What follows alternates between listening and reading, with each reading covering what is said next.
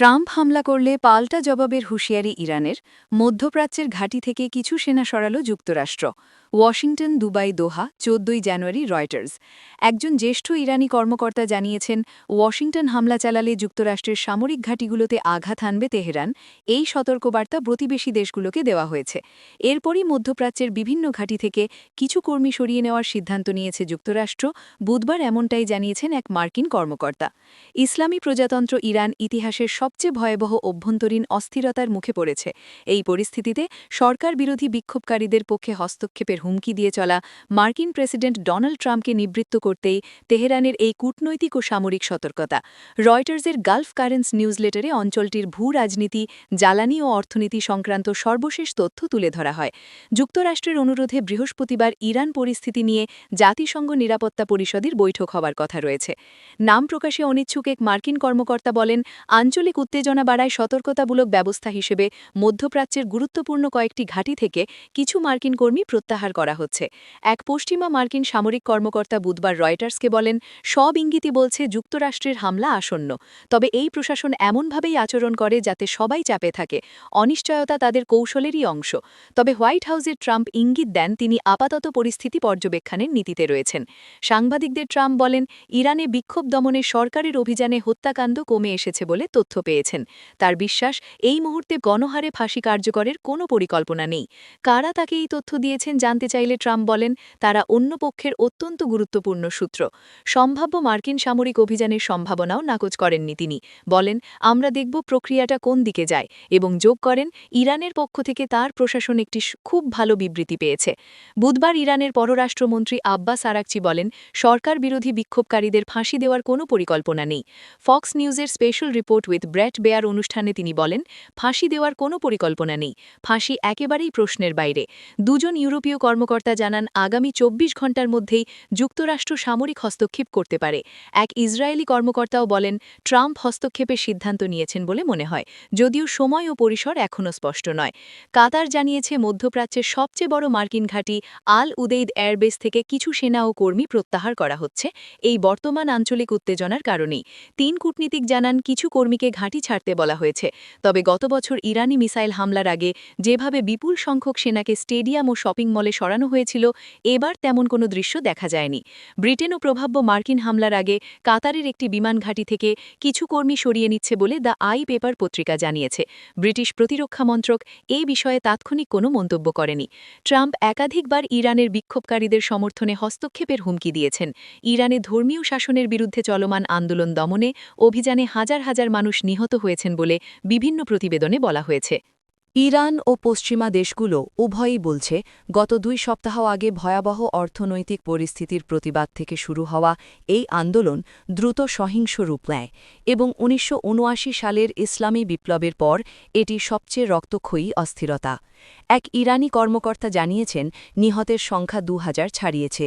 মানবাধিকার সংগঠনগুলোর মতে মৃতের সংখ্যা ২,৬০০ এরও বেশি। ইরানের সশস্ত্র বাহিনীর প্রধান আব্দুল রহিম মুসাভি বলেন, এত ব্যাপক ধ্বংস ইরান আগে কখনো দেখেনি এবং এর জন্য বিদেশি শত্রুদের দায়ী করেন। ফ্রান্সের পররাষ্ট্রমন্ত্রী জাঁ নোয়েল ব্যারো একে ইরানের আধুনিক ইতিহাসের সবচেয়ে সহিংস দমনপীড়ন বলে বর্ণনা করেন। ইরানি কর্তৃপক্ষ যুক্তরাষ্ট্র ও ইসরায়েলের বিরুদ্ধে অস্থিরতা উস্কে দেওয়ার অভিযোগ এনেছে এবং বিক্ষোভকারীদের সশস্ত্র সন্ত্রাসী বলে আখ্যা দিয়েছে। যুক্তরাষ্ট্রের হামলা ঠেকাতে আঞ্চলিক দেশগুলোর সাহায্য চাইছে ইরান। ট্রাম্প কয়েকদিন ধরেই প্রকাশ্যে ইরানে হস্তক্ষেপের হুমকি দিয়ে আসছেন, যদিও নির্দিষ্ট পরিকল্পনার কথা জানাননি। মঙ্গলবার সিবিএস নিউজকে দেওয়া সাক্ষাৎকারে তিনি বলেন, বিক্ষোভকারীদের ফাঁসি দেওয়া হলে খুব কঠোর পদক্ষেপ নেওয়া হবে। তিনি ইরানিদের আন্দোলন চালিয়ে যাওয়ার আহ্বান জানান এবং বলেন, সাহায্য আসছে। নাম প্রকাশে অনিচ্ছুক এক জ্যেষ্ঠ ইরানি কর্মকর্তা জানান, যুক্তরাষ্ট্র যেন হামলা না চালায় এই অনুরোধ জানিয়ে তেহরান আঞ্চলিক দেশগুলোর সঙ্গে যোগাযোগ করেছে। তিনি বলেন, সৌদি আরব, সংযুক্ত আরব আমিরশাহিকে শুরু করে তুরস্ক পর্যন্ত আঞ্চলিক দেশগুলোকে জানানো হয়েছে, যুক্তরাষ্ট্র যদি ইরানে হামলা চালায় তবে ওই দেশগুলিতে থাকা মার্কিন ঘাঁটিতে আঘাত হানা হবে। তিনি আরও জানান, ইরানের পররাষ্ট্রমন্ত্রী আব্বাস আরাগচি ও যুক্তরাষ্ট্রের বিশেষ দূত স্টিভ উইটকফ টেকঅফের মধ্যে সরাসরি যোগাযোগ বর্তমানে স্থগিত রয়েছে। মধ্যপ্রাচ্য জুড়ে যুক্তরাষ্ট্রের একাধিক সামরিক ঘাঁটি রয়েছে, এর মধ্যে কাতারের আল উদেইদে সেন্ট্রাল কমান্ডের ফরওয়ার্ড সদর দপ্তর এবং বাহরাইনে মার্কিন নৌবাহিনীর 5th ফ্লিটের সদর দপ্তর উল্লেখযোগ্য। সরকার পতনের কাছাকাছি নয় বলছে পশ্চিমা মহল। ইন্টারনেট বন্ধ থাকায় ইরানের ভেতর থেকে তথ্য পাওয়া কঠিন হয়ে পড়েছে। যুক্তরাষ্ট্রভিত্তিক মানবাধিকার সংগঠন HRANA জানিয়েছে তারা এখন পর্যন্ত 2403 জন বিক্ষোভকারী এবং 147 জন সরকারপন্থী ব্যক্তির মৃত্যুর তথ্য নিশ্চিত করেছে, যা 2022 ও 2009 সালের দমনপীড়নের তুলনায় অনেক বেশি। গত বছরের জুনে 12 দিনের ইসরায়েলি বিমান হামলা, যাতে যুক্তরাষ্ট্র অংশ নেয়, ইরানি সরকারের ভাবমূর্তিকে বড় ধাক্কা দেয়। এরপর ইউরোপীয় শক্তিগুলো ইরানের পরমাণু কর্মসূচি নিয়ে জাতিসংঘের নিষেধাজ্ঞা পুনর্বিহাল করে, যা অর্থনৈতিক সংকট আরও বাড়িয়ে দেয়। এত বড় মাত্রার অস্থিরতা কর্তৃপক্ষকে অপ্রস্তুত করে ফেললেও সরকার এখনই ভেঙে পড়ছে এমন লক্ষণ নেই বলে এক পশ্চিমা কর্মকর্তা জানান। নিরাপত্তা বাহিনী এখনও পরিস্থিতি নিয়ন্ত্রণে রেখেছে। সরকার জনসমর্থন দেখাতে চেষ্টা করছে। ইরানি রাষ্ট্রীয় টিভিতে তেহরান, এসফাহান সহ বিভিন্ন শহরে নিহতদের বড় বড় জানাজার দৃশ্য দেখানো হয়েছে। মানুষজন জাতীয় পতাকা এবং সর্বোচ্চ নেতা আয়াতুল্লাহ আলী খামেনির ছবি হাতে নিয়ে শাসনবিরোধী বিক্ষোভ দমনের পক্ষে স্লোগান সমলিত প্ল্যাকার্ড উঁচিয়ে ধরেন। এরই মাঝে আরেকটি সংবাদ সামনে আসল। বৃহস্পতিবার ভোরে ইরান প্রায় সব ধরনের উড়োজাহাজ চলাচলের জন্য তাদের আকাশসীমা বন্ধ করে দেয়। জার্মান বিমান সংস্থা লুফথানসা জানিয়েছে, পরবর্তী নির্দেশ না দেওয়া পর্যন্ত তাদের সব ফ্লাইট ইরান ও ইরাকের আকাশসীমায় এড়িয়ে চলবে।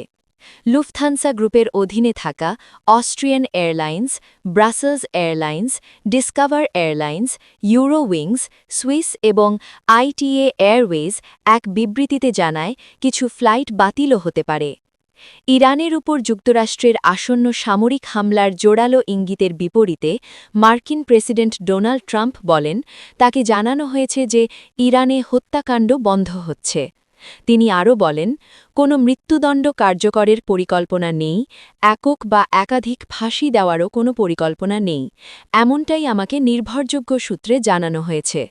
এর আগে বিভিন্ন প্রতিবেদনে বলা হয়েছিল, যুক্তরাষ্ট্রের প্রেসিডেন্ট সামরিক পদক্ষেপ নেওয়ার সিদ্ধান্ত নিয়েছেন, যদিও সেই পদক্ষেপ কী ধরনের হবে তা স্পষ্ট ছিল না।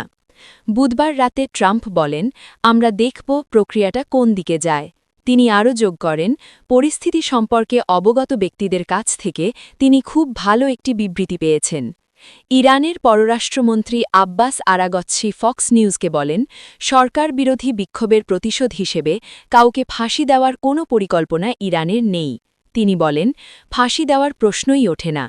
বর্তমান অস্থিরতা শুরু হওয়ার পর মৃত্যুদণ্ডপ্রাপ্ত প্রথম ইরানি বিক্ষোভকারী এরফান সুলতানির পরিবারকে জানানো হয়েছে, তার ফাঁসি কার্যকর করা আপাতত স্থগিত রাখা হয়েছে।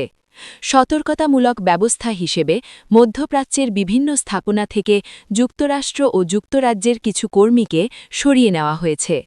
তেহরানে অবস্থিত ব্রিটিশ দূতাবাসও সাময়িকভাবে বন্ধ করে দেওয়া হয়েছে। স্পেন, ইতালি ও পোল্যান্ড তাদের নাগরিকদের ইরান ছাড়ার পরামর্শ দেয়। এর আগে যুক্তরাষ্ট্র তাদের নাগরিকদের ইরান ত্যাগ করার আহ্বান জানায় এবং তুরস্ক বা আর্মেনিয়ার স্থলপথ ব্যবহারের পরামর্শ দেয়।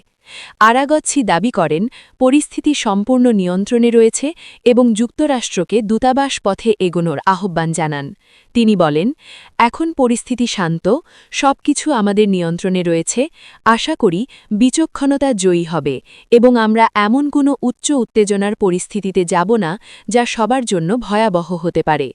যুক্তরাষ্ট্র-ভিত্তিক মানবাধিকার সংগঠন হিউম্যান রাইটস অ্যাক্টিভিস্টস নিউজ এজেন্সির তথ্য অনুযায়ী ইরানের সরকারের দমনপীড়নে এখনও পর্যন্ত মোট 2577 জন নিহত হয়েছেন। সংস্থাটি জানিয়েছে 18,100-রও বেশি মানুষকে গ্রেফতার করা হয়েছে। G7ভুক্ত দেশগুলোর পররাষ্ট্রমন্ত্রীরা জানিয়েছেন, বিক্ষোভ দমনে ইরানের ভূমিকার জন্য তারা দেশটির বিরুদ্ধে অতিরিক্ত কঠোর নিষেধাজ্ঞা আরোপ করতে প্রস্তুত। তারা ইরানের বিরুদ্ধে অভিযোগ তুলেছেন, বিক্ষোভকারীদের ওপর ইচ্ছাকৃত সহিংসতা, হত্যাকাণ্ড, নির্বিচার আটক এবং ভয়ভীতি প্রদর্শনের কৌশল